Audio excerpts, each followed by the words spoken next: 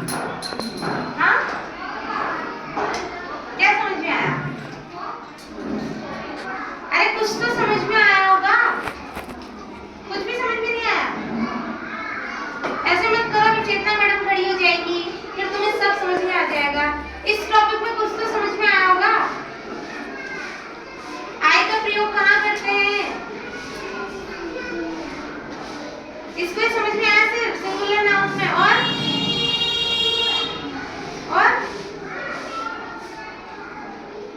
इनको कहाँ से समझ में आएगी? इंग्लिश मीडियम पढ़ा रहे हैं बच्चे। इंग्लिश पढ़ने के लिए बच्चों का मेंटल जो होता है ना, वो भी वैसा ही होना चाहिए। तुम्हें तो कुछ समझ में नहीं आ रहा और मुझसे कुछ समझाया भी नहीं जाएगा। गला फाड़ फाड़ के थकी। हाँ, नहीं तो क्या। तुम्हें कुछ भी समझ में नहीं आया इस टॉपिक में। इन्होंने कुछ तो समझाया होगा ना, क्या समझाया मुझे उतना बताओ बस तुम, ताकि मैं तुम्हें उस तक समझ पाऊँ कि हाँ तुम्हें इतना समझ में आया, उसके बाद आगे समझाओ। मैं डायरेक्ट तुम्हें पढ़ा दूंगी आई का प्रयोग वहाँ होता है, ही का इसके लिए होता है, सी का इसके लिए होता है। क्या समझ? ही का प्रयोग कहाँ होता है? ही का प्रयोग होता है लड़कों आदमियों के लिए, शी का प्रयोग होता है लड़कियां और औरतों के लिए। कुछ भी समझ में नहीं आया तुम्हें? नहीं आया? अगर नहीं आया तो नहीं आया बोलो, आया है तो आया बोलो। समझ में आया? बिल्कुल नहीं आया। मैंने 3 बार पूछा ना, हाँ समझ में आ गया। अब दूसरी समझ में है आया तुम्हें? नहीं आया? स्टेट लेकर आओ, अभी तुम्हें चेतना मैडम समझाएगी। जब इतनी बार देर से वो पढ़ा रही है, तुमसे पूछा तो तुमने क्यों नहीं बताया कि तुम्हें समझ में नहीं आया? इसका मतलब ये हो कि तुम्हें जो आगे के वो है वो भी नहीं समझ में आएंगे। बेसिक पार्ट है, जब तक इनको पीछे का कुछ समझ में नहीं आएगा ना, जैसे हमारे हिंदी में होता है संज्ञा, जहां तक संज्ञा समझ में नहीं आएगी ना, आदमी को विशेषण विशेष से कुछ समझ में नहीं आने वाला। वैसे इसमें जब तक इंग्लिश में संज्ञा कोई नाउन कहते हैं, जब तक नाउन समझ में नहीं आएगी, इनको ये वाज वर्ड तो कहीं से नहीं समझ में नहीं आएगा।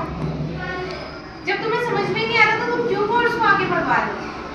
अभी फिर आगे इसको करके तुम कह दोगे मैडम इसको फिल करवा दो, फिल कर लोगे, खत्म। समझो ना, ये समझ में नहीं आ रहा तो दोबारा पढ़ा दो, आप ही पढ़ा दो। अच्छा, यस्टरडे का मतलब क्या होता है?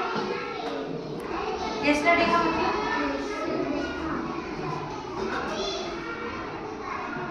देख लो, मैंने एक एक चीज बताई है इनको अभी। यस्टरडे नहीं पता तुम लोगों को? बीता हुआ कल, जो निकल गया भाई। Jatin was said yesterday, Jatin कल दुखी था। अब yesterday का मतलब क्या है? मैंने पूछा yesterday का मतलब क्या है? yesterday अभी बताया जस्ट मैंने भी और उन्होंने भी।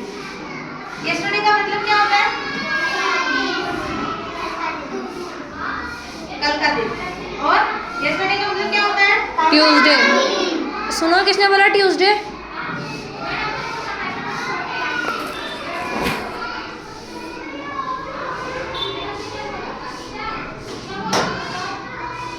जब कोई एक सिंगल पर्सन होता है, जैसे मैं हूँ, मेरे लिए आ गया आई, मैं एक सिंगल पर्सन हूँ तो मेरे लिए आएगा बोझ।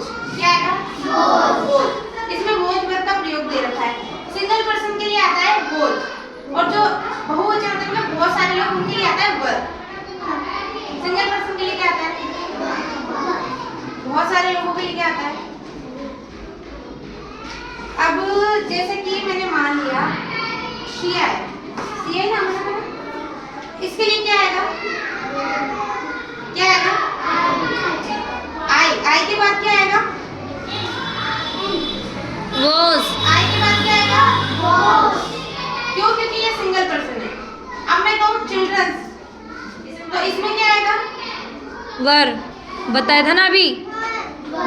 मैं कहूँ चिल्ड्रंस, चिल्ड्रंस में क्या आएगा?